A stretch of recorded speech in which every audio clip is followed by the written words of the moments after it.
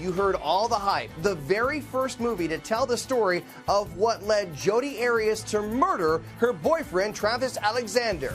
And now that it has just debuted, Showbiz Tonight brings you the just revealed Jodi Arias movie shockers. But what was real and what was not? I gotta get back. I'll talk to you later. You did not just hang up on me. Hello? Son of a bitch. Jodi Arias totally losing it. In a scene from the Lifetime movie, Jodi Arias' dirty little secret. Furious, obsessive over her boyfriend, Travis, who she would later stab to death in a frenzy and be convicted of first-degree murder.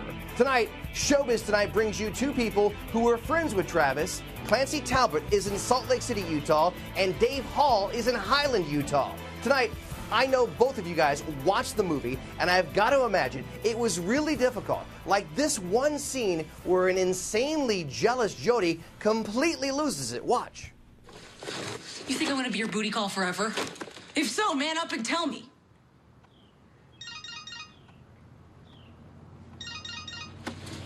Jodi. Who the hell's Marie? A girl that I know. How well do you know her? Well enough that she texts me from time to time. This is crazy. You're acting crazy. This is like insane jealousy. I feel like a prostitute, Travis. A piece of toilet paper. All right, this Jodi Arias is 100% crazy. There is no fine line in this movie. She's crazy jealous. She breaks into Travis's house. She slashes his tires. Dave, you also knew Jodi. Did the movie get it right? Yes, the movie portrayed Jodi Arias as the crazy lady that she actually is. And I think it did a pretty good job of bringing that out. Clancy, was Jodi Arias really as Fatal Attraction crazy as she is in this movie? She absolutely was Fatal Attraction crazy, but I think that the big difference for me watching it was she wasn't so obviously crazy from the beginning. I mean, there was something off about her, something not right. She gave some people an uneasy feeling, but in the movie, it was just, full on from the beginning, psycho, crazy, obvious. And it was a little bit, slower than that for us, and she acted very shy and timid. So it was a bit of a difference. Dave, do you agree with that? Yes, absolutely. They have her walking right in the bathroom to meet him right out of the gate. She wasn't that bold and brazen, but she definitely was calculated in her tactics that she used on Travis. Well, another shocker from the Jodi Arias movie, there were tons of scenes where Travis's friends told him, get rid of Jodi, she's bad news. Watch this. Listen, Travis, it's none of our business here, but don't you think she's being a little obsessive? A little creepy. You know her way better than we do, okay? Is this girl really the kind of girl that you're looking for? Okay, so you guys don't like her. Let's put that on the table. No, she's fine. It's just, we don't like her for you. No, Travis. Jodi was a skank. She wasn't a skank. She was just... No, you should have seen the look she gave us when you weren't around. T-Dog, you gotta pull your head out of your ass. This thing is getting dangerous, and you're messing with this girl's head. So, Dave, I know it's hard to talk about, but was that the way it was? Were Travis's friends constantly warning him about Jodi? You never want to tell your friends who they can and can't date, but there was no shortage of input from Travis's friends that he could always do better than Jodi. We were always suspicious of her motives, even down to joining the Mormon Church. Clancy, how about you? Did you see Travis's friends warn him about Jodi at any time?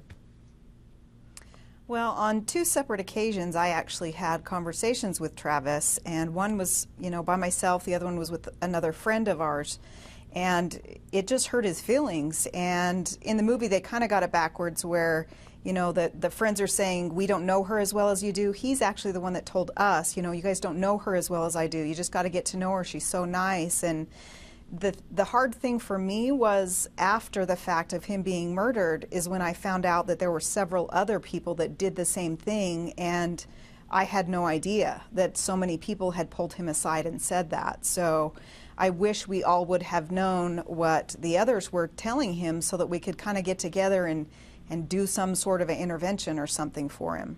Yeah, it's a great point. And the trial focused a lot on Jodi and Travis's wild sex life. The Lifetime movie, guys, it didn't shy away from that at all. It showed how Travis, who was a Mormon, struggled with Mormon rules about sex. Let's watch that part. Hotel beds aren't made for sleep.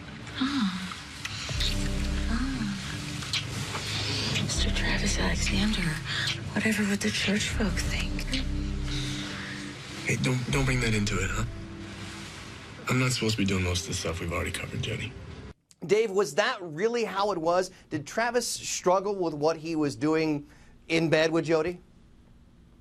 Well, he obviously struggled with his relationship with Jodi conflicting with the standards of the LDS Church, but he had confided in a few of his different friends about his struggles and that he was working on them and trying to get through them, but it makes it awfully difficult as a 30-year-old single guy to continue to say no to that when Jodi continually came over, sneak in his house in the middle of the night and throw herself at him. Now, another thing that shocked us about this Lifetime movie is it shows something that no one was able to nail down in the trial, reenacting the exact moment where Jodi decides to kill Travis. According to the movie, it came when he told her to leave him and his new girlfriend alone. Watch. I'm with Katie now. I need to hear that you understand that. Tell me, Jodi. I understand, Travis. Everything's clear now. The very next scene, we see Jodi plan and carry out Travis's murder, which this movie shows in gory detail. Clancy, and I know it's tough seeing that. I can't imagine how difficult that was to watch. What was that like for you? Well, I think that, you know, whatever it was that he found out about her on May 26th and confronted her with was the day that she decided to, you know, her premeditation. The actual murder scene itself, I think, was probably the most accurate of the entire movie. It was very long, drawn out. It was very hard to watch, but I think, you know, for Travis, that's probably how it was. I mean, when something like that's happening, time is slow and it moves in slow motion, and I think that, you know, that put it into perspective of exactly what he had to go through and how he had to suffer.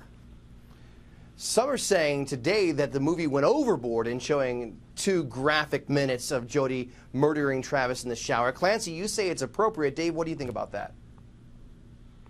I actually found a lot of conflicting material in the murder scene. It starts with her stabbing him in the back, and the evidence points to her actually stabbing him in the chest, most likely while he was sitting down and vulnerable, possibly his face in the shower head, so he did not see the knife coming. And once that first stab wound went through his heart, the rest of it's insignificant, the other 28 stabs, because that one stab was going to be enough to ultimately take his life. I know a lot of people are saying that, hey, it was really gory and hard to watch, but in reality, when you've been in that bathroom, when you've brushed your teeth at that sink and showered, and I've just been in that house so many times, picturing Travis actually dying the way that Juan Martinez and Dr. Horn described he died was a lot harder for me emotionally than what that movie portrayed. Well, Dave, Clancy, I got to tell you guys, it's a tough topic to talk about, and I appreciate you guys coming on. Thanks so much.